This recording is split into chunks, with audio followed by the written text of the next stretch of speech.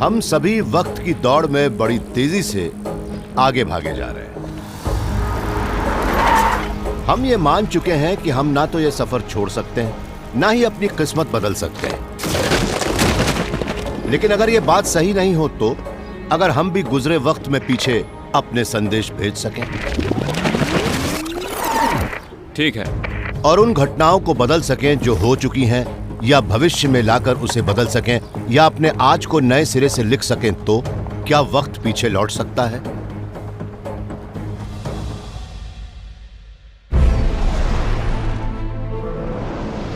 Space, time और खुद जिंदगी, ब्रह्मांड के ये रहस्य हम जानेंगे थ्रू द वर्म होल।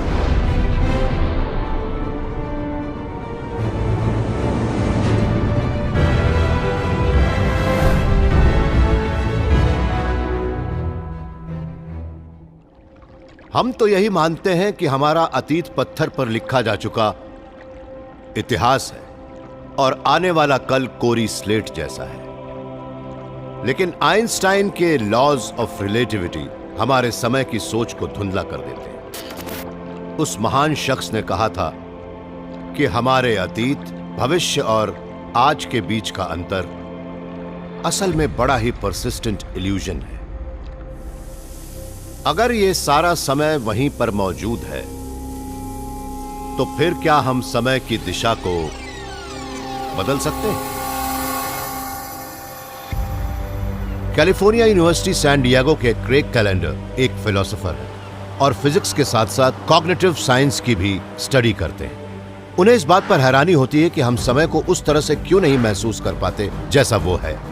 हम आमतौर पर तो यही मानते हैं कि हमारा दिमाग तमाम जानकारी जमा करता है और उसे बड़े तरीके से हमें देता है, लेकिन हमने कभी उस हुड के नीचे झांककर ये देखा ही नहीं कि वहाँ असल में क्या चल रहा है। जब हम घड़ी की चलती सुई को देखते हैं, हमारे दिमाग को लगता है कि जब भी हमारे दिमाग का फोकस बदलता है, वो सुई भी उसी के मुताबिक रुकती और चलती है। अगर आप किसी घड़ी को देखें तो उसकी सेकंड्स वाली सुई लगातार चल रही होती है, लेकिन जैसे ही हम उसके ऊपर ध्यान देते हैं, ऐसा लगता है जैसे वो एक पल के लिए रुक गई हो। हम जब भी खुद को आईने में देखते हैं, तब भी ऐसा लगता है जैसे वक्त ठहर गया हो। अगर हम अपनी नजर को एक से दूसरी आंख पर ले जाएं, तो हम उन्हें कभी हरकत में नहीं देख सकते। हमारा दिमाग हमेशा हमारे साथ ये खेल खेलता रहता है। हमारा दिमाग हमारे लिए समय को डिस्टॉर्ट कर देता है ताकि हम अपने आसपास की दुनिया की तस्वीरों को देख सकें और अहम घटनाओं को याद रख सकें। अगर समय के बारे में हमारी सोच डिस्टॉर्टेड है, तो फिर सच क्या है?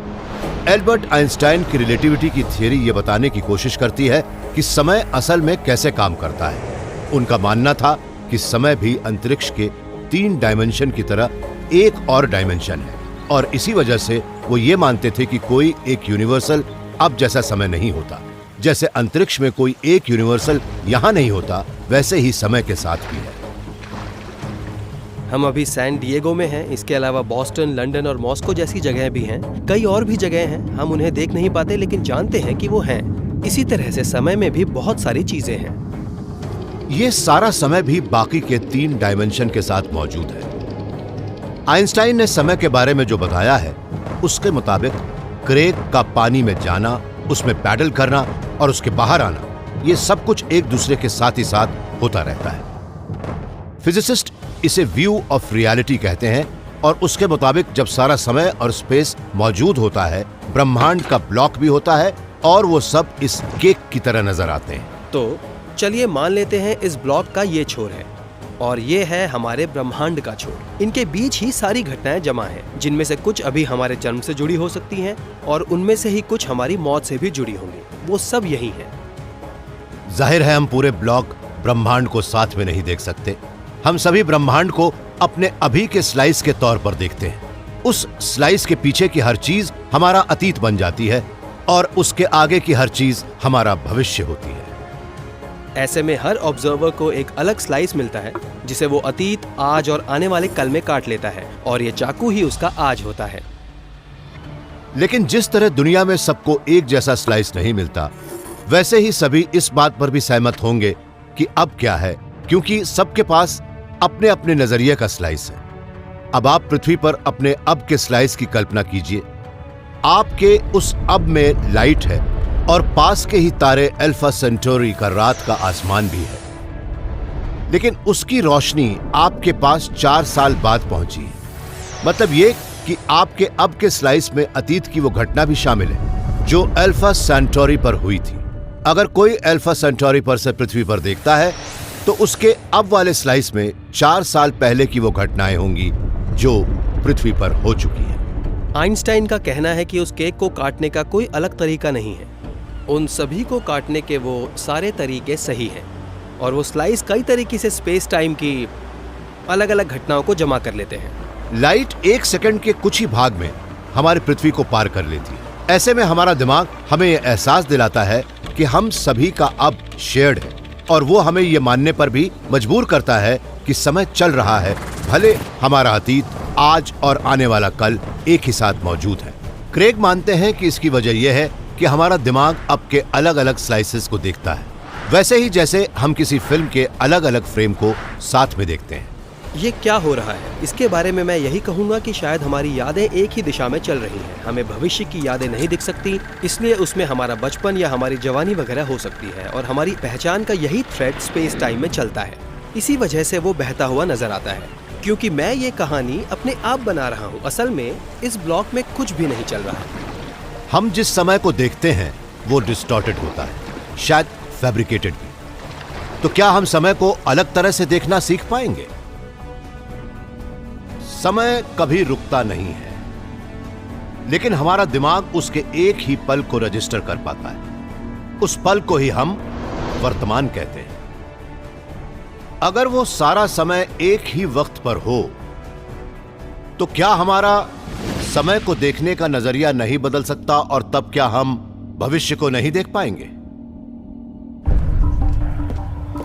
जिम हार्टल सेंटा बारबरा में मौजूद कैलिफोर्निया यूनिवर्सिटी के फिजिसिस्ट हैं। ये कई दशक से आइंस्टाइन की थियरी ऑफ टाइम को समझने की कोशिश में जुटे हैं। मेरे ख्याल से तो स्पेशल रियलिटी में अतीत, वर्तमान और भविष्य की कोई बात ही नहीं है। इसलिए हम अतीत, वर्तमान और भविष्य के बारे में जो भी सोचते हैं उसकी वजह यह है कि हमने इन्हें ऐसा गढ़ लिया है। हमारा दिमाग लगातार जानकारी को प्रोसेस करता रहता है और जो भी हाल में होता है वो अभी बन जाता है। फिर हमारा दिमाग उस जानकारी को हमारी मेमोरी में भेज देता है ताकि नए अब के लिए जगह बन सके। वर्तमान हमारी सबसे ताजा जानकारी होती है, अतीत हमारी मेमोरी में बंद यादें हैं। जब दोनों को मिलाते हैं तभी हम ये जानने की कोशिश करते हैं कि हमारा भविष्य कैसा होगा। लेकिन अगर हम समय को अलग तरीके से देखें तो जिम मानते हैं कि हम अपने दिमाग को ऐसा बना सकते हैं कि वो घटनाओं के सीक्वेंस को नए तरीके से देख सके। मिसाल के तौर पर आप तेजी से खेला जाने वाला खेल रोलर हॉकी ले लीजिए। अब इसके सारे खिलाड़ी अपना हर फैसला इस आधार पर लेते हैं कि उनके सामने अभी क्या हो रहा है। ऐसे में अगर एक खिलाड़ी के लिए उसका अब वो हो जो बाकी के खिलाड़ियों के लिए अतीत बन चुका है, तब क्या होगा? मान लेते हैं कि जिम ने उस खिलाड़ी को जो चश्मा दिया है उससे समय के बारे में उसका पर्सपेक्टिव बदल गया है। हम मान लेते हैं कि उस चश्मे में एक ऐसा प्रोग्राम लगा है जो हमारे वर्तमान की घटनाओं को फिल्टर करके उन्हें 10 सेकंड के लिए डिले कर देता है। खेल शुरू होते ही दोनों टीम के खिलाड़ी गोल की ओर भागते हैं। चश्मे वाला खिलाड़ी बीच में ही रह जाता है। बाकी सबके लिए 10 सेकंड पहले जो हुआ था वो उसके लिए अभी हो रहा है। और जब चश्मे वाला खिलाड़ी ये फैसला करता है कि उसे पक लेकर गोल की ओर जाना है, तब तक बाकी के खिलाड़ी रिंग के दूसरे छोर पर पहुंच जाते हैं। वो खिलाड़ी कभी पक को लेकर वहां तक नहीं पहुंच पाएगा। हॉकी के खेल में जब एक खिलाड़ी अपने अतीत को वर्तमान की तरह देखता है तब वो कुछ भी करने में काफी देर कर देता है, इसलिए वो खिलाड़ी किसी काम का नहीं होता। हमारी असली दुनिया में इसका अंजाम और बुरा होता है। अगर एक शिकारी अपने शिकार को उस जगह पर उस वक्त देख रहा है जबकि वो वहां से जा चुका है, तब उसे खाना नहीं मिल पाएगा और हो सकता है कि उसकी जान भी न बचे। नेचुरल सिलेक्शन ने हमारे दिमाग को इसी तरह से कंप्यूट करने के लिए बनाया है। यही हमारे लिए सबसे अच्छा सर्वाइवल मैकेनिज्म है और उसके बाकी सारे विकल्प छांट कर निकाल दिए गए।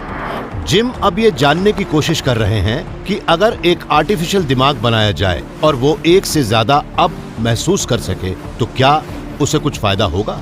क्या ये मुमकिन है कि एक ऐसा दिमाग हो जो अपनी मेमोरी के हर भाग पर वर्तमान में कॉन्शियस फोकस करे, लेकिन वो उन अहम कंप्यूटेशनल रिसोर्सेज को ये सोचकर छांट दे कि वो विकल्प किसी काम के नहीं है? मान लीजिए कि एक हॉकी खिलाड़ी को उस वक्त फैसले लेने पड़े जब वो सभी पलों को एक साथ देख सके तो वो जो भी महसूस करेगा वो उसके लिए अब होगा। जिम को लगता है कि इस तरह का दिमाग कोई फैसला ही नहीं कर पाएगा और वो चॉइसेस के एक ब्रह्मांड को देखकर दंग रह जाएगा। हमारा अतीत, वर्तमान और भविष्य समय के फ्लो को ऑर्गेनाइज करने का एक तरीका है और वो हमारे बायोलॉजिकल सर्वाइवल के लिए बेहतरीन तरीके से विकसित हुआ है। हमारे दिमाग ने समय का जो नैरेटिव बनाया है वो हमारे माहौल के लिए सबसे अच्छा है। लेकिन वर्तमान क्या है, इससे जुड़ी बाकी दूसरी धारणाएं क्या दूसरे माहौलों में ज्यादा बेहतर काम करेंगी? ये अपने आप में बड़ा उत्सुकता पैदा करने वाला सवाल है कि अगर दूसरे ग्रहों पर भी जीव हैं तो क्या वो भी समय को हमारी ही तरह ऑर्गेनाइज करते हैं, अतीत, वर्तमान और भविष्य में?